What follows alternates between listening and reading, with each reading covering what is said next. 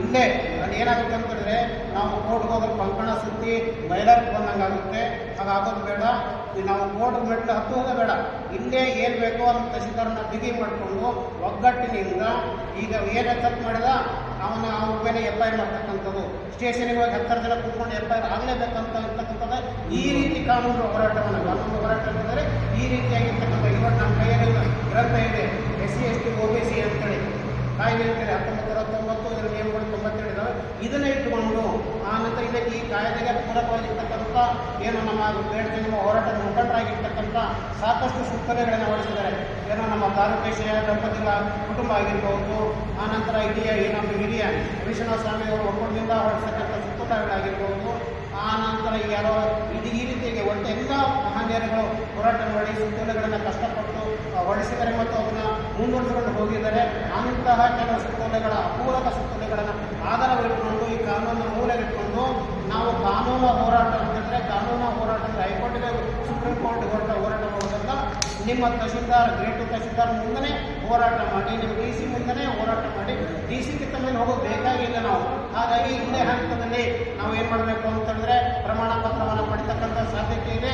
ಇವತ್ತಿನ ದಿನಗಳಲ್ಲಿ ನಾನು ಇವತ್ತು ಸಭೆಯಲ್ಲಿ ಇದೊಂದು ಪವಿತ್ರ ಕ್ಷೇತ್ರ ಆಗಿರ್ತಕ್ಕಂಥದ್ದು ನಮ್ಮ ರಾಜ್ಯ ಮಟ್ಟದಲ್ಲಿ ಮೊಟ್ಟ ಮೊದಲು ಈ ಹೋರಾಟಕ್ಕೆ ನಾಂದಿ ಆಗಿರ್ತಕ್ಕಂಥ MB ಸ್ವಾಮಿಯವರನ್ನು, ಏನೋ ಪಡ್ಡಿ ಅವರನ್ನು, ಆನಂತರ ಏನೋ ಮರಳಾದರನ್ನು ನೆನಪಿಸ್ಕೊಳ್ತಾ, ಆನಂತರ ಎಲ್ಲ ಸಂಘಟನೆಗಳ ಏನೋ ಸುಜಾತ ನಮ್ಮ ದಂಪತಿಗಳಾಗಲಿ, ವೀರಣ್ಣ ಹಿರೇಮಠರವರಾಗಲಿ, ಆನಂತರ ಏನು ಬಿಡಿ ಹಿರೇಮಠರವರಾಗಲಿ, ಹಾಗೆಯೇ ಒಂದು ಇನ್ನು ಇತರ ಮುಂಚೆನೇ ಇರ್ತಕ್ಕಂಥ ಜಿಲ್ಲಾ ಮಟ್ಟದಲ್ಲಿ ತಾಲೂಕು ಮಟ್ಟದಲ್ಲಿ ಎಲ್ಲರೂ ಈ ಪ್ರತಿಯೊಬ್ಬರು ಕೂಡ ಈ ಇವತ್ತಿನ ಮೀಟಿಂಗ್ ಆಗಲಿ ಎಲ್ಲ ಮೀಟಿಂಗ್ ಬೆಂಬಲವನ್ನು ಕೊಟ್ಟಿದ್ದಾರೆ, ಕೊಡ್ತಾಯಿದ್ದಾರೆ.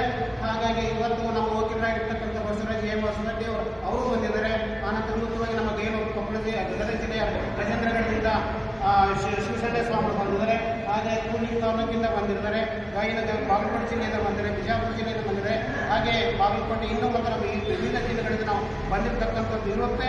ಮುಂದಿನ ದಿನಗಳಲ್ಲಿ ಈ ಹೋರಾಟವನ್ನು ಮೊದಲನೇದೇನೋ ತೀರ್ಮಾನ ಇವತ್ತಾಗಿರ್ತಕ್ಕಂಥದ್ದು ಬೇಡ ಜಂಗಮ ಪ್ರಮಾಣ ಪತ್ರಕ್ಕೆ ಹೋರಾಟಕ್ಕೆ ಅಡಿಗಲ್ಲ. ಅಂದರೆ ಇಡೀ ರಾಜ್ಯದಂತ ಅರ್ಜಿ ಹಾಕಿ ಪ್ರಯತ್ನ ಮಾಡ್ತಕ್ಕಂಥದ್ದು ಒಂದೇ ಇವತ್ತು ತೀರ್ಮಾನ. ಎರಡನೇ ತೀರ್ಮಾನ ಅಂತ ಹೇಳಿದ್ರೆ ಏನು, ಅಲ್ಲೇ ಈ ಹೋರಾಟದ ಸಮಿತಿಗಳನ್ನು ಮಾಡ್ಕೊಳ್ಳೋದು. ಹೋರಾಟದ ಸಮಿತಿ ಮಾಡಿಕೊಂಡು ನಿಮಗೆ ಒಂದು ಗುರುತಿನ ಪತ್ರನೋ ಅಥವಾ ಆದೇಶ ಪತ್ರವನ್ನು ನೀಡ್ತಕ್ಕಂಥದ್ದು. ಯಾಕಂತೇಳಿದ್ರೆ ಒಬ್ಬ ತಹಶೀಲ್ದಾರ್ ಮುಂದೆ ಹೋಗಿ ಅಥವಾ ಒಬ್ಬ ವಿಲೇಜ್ ಅಕೌಂಟೆಂಟ್ ಮುಂದೆ ಹೋಗಿ ನಾನು ಇಂಥ ಸಮಾಜದ ಅಧ್ಯಕ್ಷರಿದ್ದೀನಿ ಅಥವಾ ಕಾರ್ಯದರ್ಶಿ ಇದ್ದೀನಿ, ಅಟ್ಲೀಸ್ಟ್ ನಾನು ಸದಸ್ಯರನ್ನಾದರೂ ಕೂಡ ಪರವಾಗಿಲ್ಲ. ಹಾಗಾಗಿ ಒಂದು ಈ ಥರ ಹುದ್ದೆಯನ್ನು ಹಿಡ್ಕೊಂಡು ನನ್ನ ಪರಿಚಯ ಮಾಡಿಕೊಂಡು ನೀವು ಮಾಡೇ ಕೊಡಬೇಕು ಅಂತಕ್ಕಂಥದ್ದು 10 ಜನಗಳು ಹೋಗಿಕೊಂಡು ಅಂಥ ಆ ರೀತಿ ಕಾರ್ಯಕ್ರಮವನ್ನು ನಮ್ಮ ಎಲ್ಲ ಇದು ಬೇಡಿಕೆ ನಮ್ಮ ಪ್ರಮಾಣ ಪತ್ರ ಅಂತ ಅನಿಸಿಲ್ಲ, ನಮ್ಮ ಅಭಿವೃದ್ಧಿಗೆ ಬೇಕಾಗಿರ್ತಕ್ಕಂಥ ಇತರೆ ಸವಲತ್ತುಗಳನ್ನು ಸಹಿತ ಪಡ್ಕೊಳ್ತಕ್ಕಂಥದ್ದು ಆಗಬೇಕು. ಆದಷ್ಟು ಒಗ್ಗಟ್ಟಾಗಿ ಹೋಗಬೇಕು.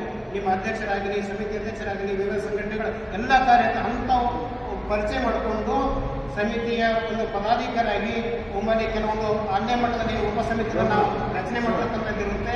ಆ ಉಪಸಮಿತಿ ಪ್ರಚಾರ ಸಮಿತಿ ಆಗಿರ್ಬೋದು, ಕಾನೂನು ಹೋರಾಟ ಸಮಿತಿ ಆಗಿರ್ಬೋದು, ಆನಂತರ ಸಂಘಟನಾ ಸಮಿತಿ ಆಗಿರ್ಬೋದು, ಈ ಥರ ಉಪಸಮಿತಿಗಳನ್ನು ಮುಂದಿನ ದಿನಗಳಲ್ಲಿ ನಾವು ರಚನೆ ಮಾಡ್ತಾ ಇದ್ದೀವಿ. ಅದಕ್ಕೆ ಎಲ್ಲರೂ ಸಹಕಾರ ಕೊಡ್ತಿದ್ದಾರೆ. ಎಲ್ಲರೂ ಪ್ರತಿ ಪೂಜ್ಯರು ಗುರುಹಿರಿಯರು ಕೂಡ ಸಹಕಾರ ಕೊಡ್ತಿದ್ದಾರೆ. ಹಾಗಾಗಿ ಆ ಸಮಿತಿಗಳನ್ನು ರಚನೆ ಮಾಡ್ಕೊಳ್ತಕ್ಕಂಥದ್ದು ರಾಜ್ಯ ಮಟ್ಟದಿಂದ ಹಿಡ್ಕೊಂಡು ಗ್ರಾಮ ಮಟ್ಟದವರೆಗೆ ಸಮಿತಿಗಳನ್ನು ರಚನೆ ಮಾಡ್ತಕ್ಕಂಥದ್ದು. ಎರಡನೇ ಸ್ವಂತ ಸಾಮರ್ಥ್ಯದಲ್ಲಿ ಕೇಸ್ ನಡೆಸಿದ್ದಾರೆ, ಅವ್ರೇನಿಲ್ಲ. ಬಟ್ ಏನು ಯಾರು ಸಹಕಾರ ಬೇಡ್ತಾರೆ ಸಮಾಜದ ವತಿಯಿಂದ ಅವರು ಈ ಸಂಘಟನಾ ಜನ ಸಹಕಾರ ಬೇಕಾದ್ರೆ ಜನ ಬೆಂಬಲ ಕೊಡೋದು, ಅಥವಾ ಸಮಾಜದಿಂದ ಇನ್ನೊಂದು ಯಾರೋ ಹಣಕಾಸಿನ ಬೆಂಬಲ ಬೇಕಾದ್ರೆ ಹೋರಾಟಕ್ಕೆ ಅಂಥವ್ರು ಹಣಕಾಸಿನ ಅಂದರೆ ಯಾರು ನಮಗೆ ಹಣಕಾಸಿನ ಬೇಕಾಗಿ ಹೇಳ್ತಾರೋ ಅಂಥವ್ರಿಗೆ ಹಣಕಾಸಿನ ನೆರವನ್ನು ನೀಡ್ತಕ್ಕಂಥದ್ದು ಈ 3 ಪ್ರಮುಖ ತೀರ್ಮಾನಗಳನ್ನು ಇವತ್ತು ಈ ಮೀಟಿಂಗ್ನಲ್ಲಿ ತೆಗೆದುಕೊಳ್ಳಲಾಗಿದೆ ಅಂತೇಳಿ. ಆನಂತರ ಇನ್ನೊಂದು ಈ ಮಹತ್ವವಾಗಿರ್ತಕ್ಕಂಥ ತೀರ್ಮಾನ ಏನು ಅಂತ ಹೇಳಿದ್ರೆ, ಇತ್ತೀಚಿನ ದಿನಗಳಲ್ಲಿ ತಾವು ನೋಡಿರ್ಬೋದು, ಈ ರಾಜ್ಯದಂತ ಏನು ರಾಜಕಾರಣಿಗಳು ತಮ್ಮ ಮನಮನಂತೆ ಹೇಳಿಕೆ ಕೊಡ್ತಾ ಇದ್ದಾರೆ. ಆ ಹೇಳಿಕೆ ಕೊಡೋದನ್ನು ಎಲ್ಲರೂ ಕೂಡ ನಾವು ಇವತ್ತು ಖಂಡಿತವಾಗಿ ಏನೋ ಖಂಡಿಸುತ್ತೇವೆ. ಮುಂದಿನ ದಿನಗಳಲ್ಲಿ ನಾವು ತಾಲೂಕು ಮಟ್ಟದಲ್ಲಿ ಜಿಲ್ಲಾ ಮಟ್ಟದಲ್ಲಿ ಅವರು ಕ್ಷಮೆಯನ್ನು ಕೇಳ್ತಕ್ಕಂಥ ಹೋರಾಟಗಳನ್ನ ಮೀಟಿಂಗ್ ಎಲ್ಲ ಕಡೆ ಮಾಡ್ತಾರೆ. ಮುಂದಿನ ದಿನಗಳಲ್ಲಿ ತಮ್ಮ ಎಚ್ಚರಿಕೆ ಕಂಟಿನ್ಯೂ ಇರಬೇಕು ಅಂತ ಕೇಳ್ಕೊಳ್ತೇನೆ.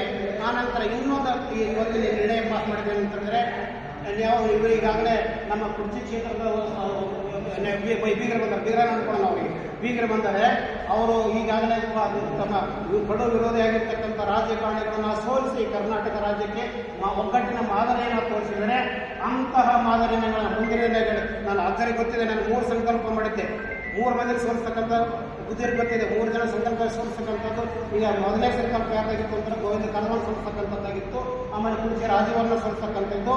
ಮುಂದಿನ ಇನ್ನೊಬ್ಬ ಸಂಕಲ್ಪ ಮಾಡಿದೆ ಅಂತಂದ್ರೆ ಯಾವುದು ಖರ್ಗೆ.